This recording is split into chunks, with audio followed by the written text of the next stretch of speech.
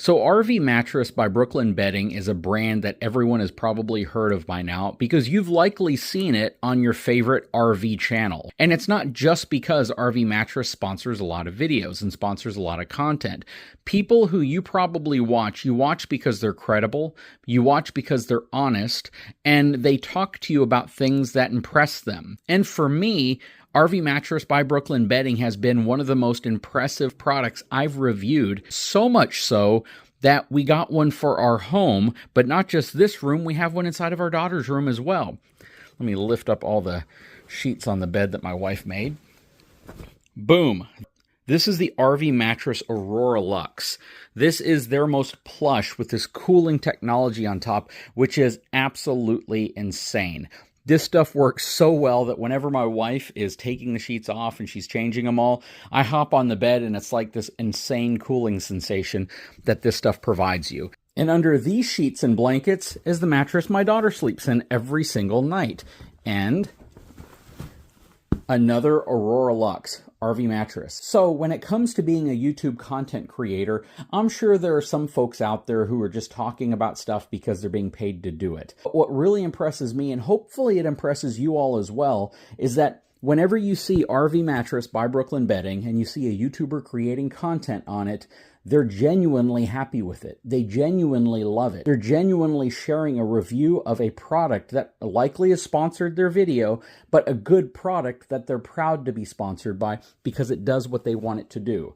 We have 3 RV mattresses, and only one of them is inside of one of our RVs. And that's kind of crazy. So when you look at all the folks creating content on these mattresses, and I'm pretty sure the credible, reputable, and honest channels that you watch have probably talked about these mattresses, there's a really, really good reason for it. They have a fantastic product. It's backed up by a 120-night sleep trial, limited lifetime warranty, free shipping, factory direct pricing, and it even won 2023 Good Housekeeping Family Travel Award. Again, we love our RV Mattress by Brooklyn Bedding, so much so that we sleep on them every single night, and we're still impressed. I want to give a big shout out to the folks at RV Mattress by Brooklyn Bedding for sponsoring this video. I will put a link in the description of this video where you can get a huge discount and a big savings on your own mattress if you're ready to upgrade.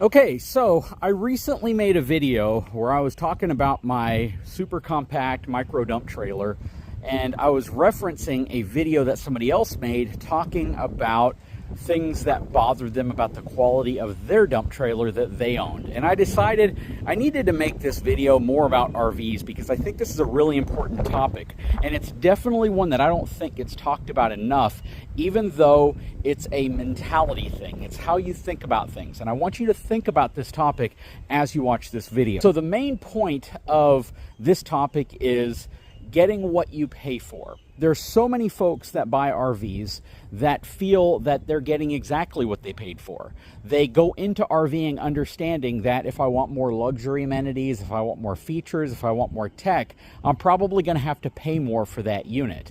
And you're not wrong. That is absolutely a really accurate mentality to think about. But does that also hold true to the quality and fit and finish? So as we stand in front of my 2024 Forest River Surveyor Legend travel trailer, and we look at this and we look at what's included, the amenities and the features, the construction, all of this, there's a lot of people out there that would absolutely say that this is worth the $28,000 to $31,000 that you may pay for it, depending on the features and the specs. This is not what is considered to be a higher end or upscale RV. This is traditionally what the average family of 4, maybe family of 2 or 3, would actually purchase. It's not terribly expensive. It's relatively easy for a lot of people to save up for and to finance.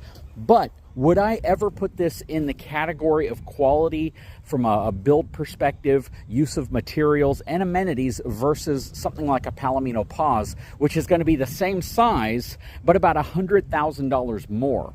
or a lot of other RVs. Shoot, even living vehicle, you're talking $350,000 to $400,000 starting price for a travel trailer this size. So a lot of people kind of come to this conclusion when they buy things that you get what you pay for, but not all the time. So what do I mean by that? There are so many folks who will buy a product knowing that if they spent more and opted for a higher end brand, that they would probably get more. A good idea to think about is like pocket knives, right? There's folks who love Benchmade pocket knives, or they'll have a specific brand, or maybe a kitchen knife, a butcher knife, and they know a specific brand that if they spend the money on it, they're getting better quality, versus going to Walmart and picking up a pocket knife or a kitchen knife for $7, right? And some people are willing to pay hundreds of dollars for a knife versus someone else who would never pay that much.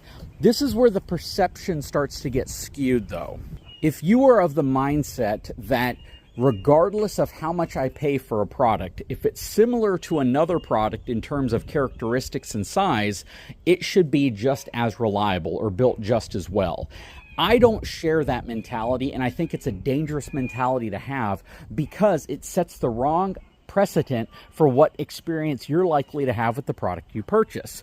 And what do I mean by that? Let's go back to my knife comparison. If I spend $7 on a kitchen knife, do I expect it to perform or last as long as a knife that I spend $150 on or $300 on? Now, in my mind, I'm going to be of the mentality that I would never spend that much money on a knife, but then I'm also the guy that would make the comparison to say, well, I could buy, 20 of those knives or 30 or 40 or shoot 100 of those knives for the same price that I'm buying just one of those super expensive knives for. But there are a lot of folks that are under the belief, though, that if I spend that $7 for that knife, it needs to perform, last as long, and have the characteristics of a knife that costs 20 to 30 times more. And again, that's a dangerous mentality. Now, I'm not trying to make anyone believe that RVs are built like to a certain standard only because of how much you pay. But I think it's pretty obvious to believe that certain RVs at certain price points are going to cost less because you get less, because the frame might not be as customized, because the suspension may not be as upgraded. You're not going to get the same tires, the same electrical system, the same plumbing system.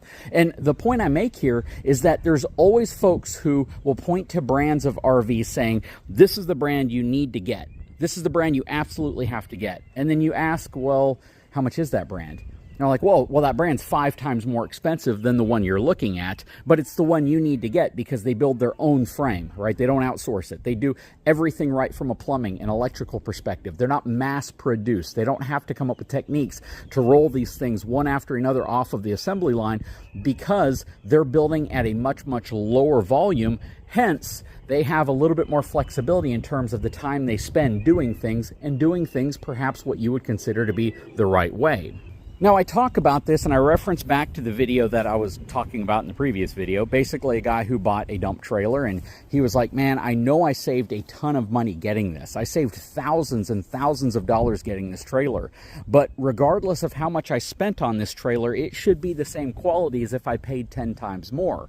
And that, to me, again, doesn't make sense. If I have a budget of $30,000 and I'm looking at a travel trailer like this, knowing it's going to have thermofoil countertops, knowing it's not going to have upgraded suspension, knowing it's going to have a very, vanilla Lippert frame on it, knowing it's not going to have a super high-end front tongue jack on it or a really high-end leveling system, knowing I don't have frameless windows or even dual pane windows, knowing that my air conditioning units aren't going to have heat pumps in it, knowing that the construction's not going to be a 3-inch thick sidewall, I'm not going to have everything super reinforced, and that a lot of the focus is going to be on weight reduction while still giving you a trailer that you can use several times a year without really having any crazy problems with. But if I know that $30,000 is my budget and I look at something like this, I need to set my expectations on what I'm getting for that price. Now, I don't believe anybody spending that type of money on something like this is getting junk. I believe you're getting a very, very vanilla RV. Nothing super crazy. You're not going to see super amounts of technology or features or amenities on here. It's not going to have some super outrageously high-end build quality. It's going to be a very normal travel trailer, very comparative to what else is on the market out there in that same price range. Now, if I had the mentality, though, that I'm getting this trailer and it needs to be built just as well with so much robustness built into it, custom frame, custom all this, as a $70, $80, or $120,000, $130,000 Palomino Pause, or even a Pause Reboot, or any of the other trailers that are in that category, I'm setting the wrong tone, and I'm setting myself up for a really, really bad experience, because the thermofoil countertop in here is not going to perform as well as a solid surface countertop might in one of these other units. Same with the suspension, same with the structure, same with a lot of different things. Because if you look at this and you're like, I want this to be the same as an $85,000 RV, you're going to be disappointed. And as I wrap up this video, that's all I want you to think about. If you're going to get something that costs in this price range, let's say $25,000 to $35,000 to $40,000, but you're expecting it to be what you could pay $85,000 to $100,000 for, you're going to be disappointed. I'm not saying that the quality, fit, and finish shouldn't be there, but it should be there based on the price you're paying, not based on what you might perceive after looking at higher cost units. Now, I'm not saying that you should experience frame issues, or you should experience suspension issues, or you should have parts failing and falling apart just because you paid $30,000. But I do know that if you're paying a lower price, you're probably going to get cheaper tires. You're probably going to get a suspension that doesn't really prevent shock from transferring to the frame. You're probably going to get a lighter frame. You're probably going to get components that might not hold up as well because the manufacturer's building an RV at a price point that you can afford versus a price point that maybe you're hoping you could afford. At the end of the day, you have to look at something like this and say, well, if I paid $10,000 less for an RV this size, what am I losing? Are my tires going to drop in quality? Are my windows, doors, the wood they used inside, the fasteners, are all of those things going to drop in quality because I'm trying to save $10,000? Now, if I pay $10,000 more, what does that get me that this doesn't have? Torsion suspension, thicker frame, better windows, better heating and cooling, maybe a little slower production down the line. Those are all things you need to consider when you're shopping for an RV, and those are things you should research as well. You can't just look at one brand. You have to look at what other brands are doing in that same price range, and maybe what paying a little bit more gets you. If they're construction perks, if it's quality of assembly, if it's higher end parts that are less likely to fail, that might be worth considering. Anyways, guys, drop a comment below. Let me know what your thoughts are. If you haven't had a chance, please take a moment, subscribe to the channel, give me a thumbs up, and we'll talk to you again very soon.